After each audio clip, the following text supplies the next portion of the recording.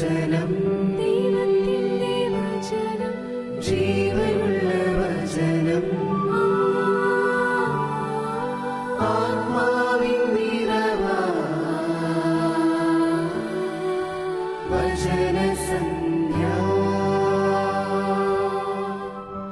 വചനസന്ധ്യ, വചനസന്ധ്യ.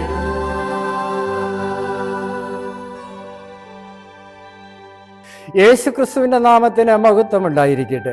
വചനസന്ധിയിലേക്ക് എല്ലാവരെയും സ്വാഗതം ചെയ്യുന്നു. ഞായറാഴ്ചയുടെ ഏവെങ്കിലിനെ ആസ്പദമാക്കിയുള്ള ജീവന്റെ വചന ശുശ്രൂഷ. ഇങ്ങനെയാണ് വചനം സാക്ഷീകരിക്കുന്നത് വിശുദ്ധ ലൂക്കോസിന്റെ സുവിശേഷം 18-ാം അധ്യായം 18 മുതൽ 27 വരെയുള്ള വാക്യങ്ങൾ.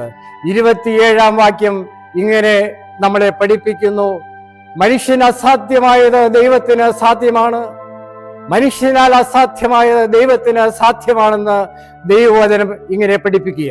ഇങ്ങനെയാണ് കോണ്ടെക്സ്റ്റ്. ബുദ്ധിമാനായ ചെറുപ്പക്കാരൻ യേശുവിന്റെ അടുക്കൽ വന്ന് ചോദിക്കുന്ന ഒരു കാര്യമുണ്ട്: നിത്യജീവൻ പ്രാപിക്കാൻ ഞാൻ എന്താണ് ചെയ്യേണ്ടത്? യേശു അവനോട് പറയുന്നു, കൽപ്പനകൾ പാലിക്കുകയാണ്. അവൻ കൽപ്പനകളെ ഇങ്ങനെ വിപുലീകരിക്കുന്നുണ്ട്. നീ കൊലയരുത്, വ്യഭിചാരം ചെയ്യരുത്, മോഷ്ടിക്കരുത്, കള്ളസാക്ഷ്യം ചെയ്യരുത്, മാതാപിതാക്കളെ ബഹുമാനിക്കണം. ഓക്കെ, അതെല്ലാം നീ പാലിക്കുന്ന ബുദ്ധിമാനായ ചെറുപ്പക്കാരന്. ഒരു കാര്യം നിനക്ക് കുറവുണ്ട്, നിനക്കുള്ള സമ്പത്തെല്ലാം വിറ്റ് ദരിദ്രർക്ക് കൊടുത്തിട്ട് പിന്നെ എന്നെ വന്ന് അനുഗ്രഹിക്കുക എന്ന്. അപ്പോൾ സമ്പത്തുള്ള മനുഷ്യനായതുകൊണ്ട് അവൻ ദുഃഖിച്ച് പോയി എന്ന് പറയും. ഇത് കണ്ടുകൊണ്ട് ശിഷ്യഗണങ്ങൾ ചോദിക്കുകയാണ്, ആർക്കാണ് ക്രിസ്തു പഠിപ്പിക്കുകയാണ് പണവാൻ ദൈവരാജ്യത്തിൽ കടക്കുന്നതിന് ഒട്ടകം സൂചിക്കുഴിയുടെ ഇടയിൽ കൂടി കടക്കുന്നത്? അങ്ങനെയെങ്കിലും ശിഷ്യഗണങ്ങൾ ചോദിക്കുക, ആർക്കാണ് ഇത് സാധ്യമാകും ദൈവരാജ്യത്ത്? അതിനാണ് ക്രിസ്തു പഠിപ്പിക്കുന്നത്, മനുഷ്യരാൽ അസാധ്യമായ ദൈവത്തിന് സാധ്യമാണ്.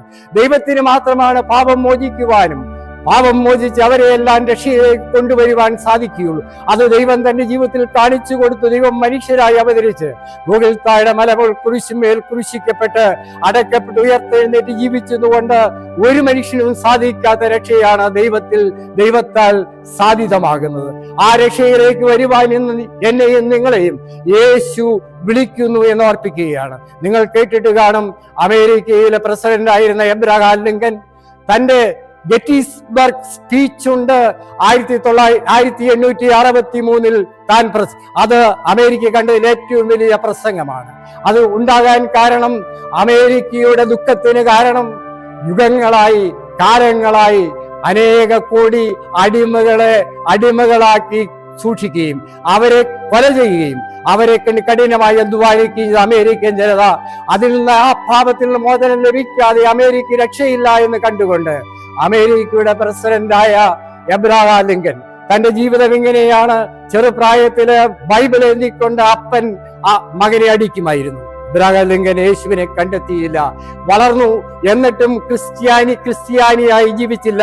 പക്ഷെ ഗെറ്റിസ്ബർഗ് സിവിൽ വാർ നടന്നുകൊണ്ടിരുന്നപ്പോഴ് അദ്ദേഹം ഗെറ്റിസ്ബർഗിൽ ചെന്നപ്പോഴ് 50,000-ൽ പരം മക്കളാണ് ചത്തടഞ്ഞ് 3 ദിവസം കണ്ട് അവിടെ കിടക്കുന്നത് കണ്ടത്.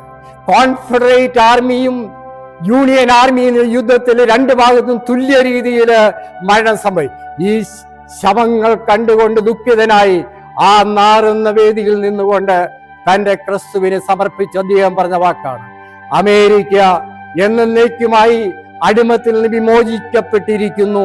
2 പ്രാർത്ഥനയും ഉപവാസവും ഹ്യൂമിലിറ്റി, റിപ്പന്റൻസ് ആണ് അമേരിക്ക ആവശ്യം ഈ നമ്മൾ ചെയ്ത അപരാധങ്ങൾക്ക്. അങ്ങനെ അമേരിക്കൻ ജനതയോട് പ്രസംഗിച്ചതത്രേ, നിങ്ങളെല്ലാം പ്രാർത്ഥിക്കുകയും ഉപവസിക്കുകയും നിങ്ങൾ മാനസാന്തരപ്പെട്ട് ദൈവതിരുസന്നിധിയിൽ ചെയ്ത അപരാധങ്ങള് മോചിക്കണമെന്ന് പറയണമെന്നും അങ്ങനെ ഇമാനിസ്പേഷൻ ഓഫ് സ്ലേവറി അമേരിക്കയുടെ പ്രസിഡന്റായ എബ്രഹാം പ്രഖ്യാപിക്കുകയും അങ്ങനെ സ്ലേവറി എന്നേക്കുമായി അമേരിക്കയിൽ നിന്ന് ആ പാപം മുഴുവനായി എടുത്ത് മാറ്റപ്പെടുകയും ചെയ്തു. അതിന്റെ ഫലം എത്ര ഇന്ന് കാണുന്ന അമേരിക്ക. തലകൾ വണക്കി പ്രാർത്ഥിക്കാം. യേശു എന്ന് ഞങ്ങളുടെ രക്ഷകനും കർത്താവുമായുള്ളൂ. ഞങ്ങളുടെ എല്ലാം ജീവിതത്തില് ഏതെങ്കിലും പാപം, പണമാകാം, അല്ല നിന്റെ കൽപ്പനകളാകാം, നിന്റെ ഇഷ്ടമല്ല, വന്നത് പൂർണ്ണമായി കണ്ടെറിഞ്ഞുപേക്ഷിക്കുന്ന ഒരു സന്ധിയിലേക്ക്, സമയത്തിലേക്ക് ഞങ്ങളെ വളർത്തട്ടെ.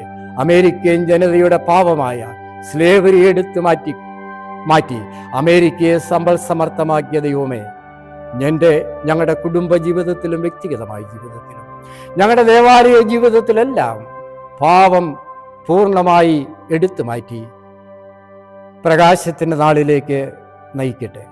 യേശു നിങ്ങളെ അനുഗ്രഹിക്കട്ടെ. ജനസന്ധ്യ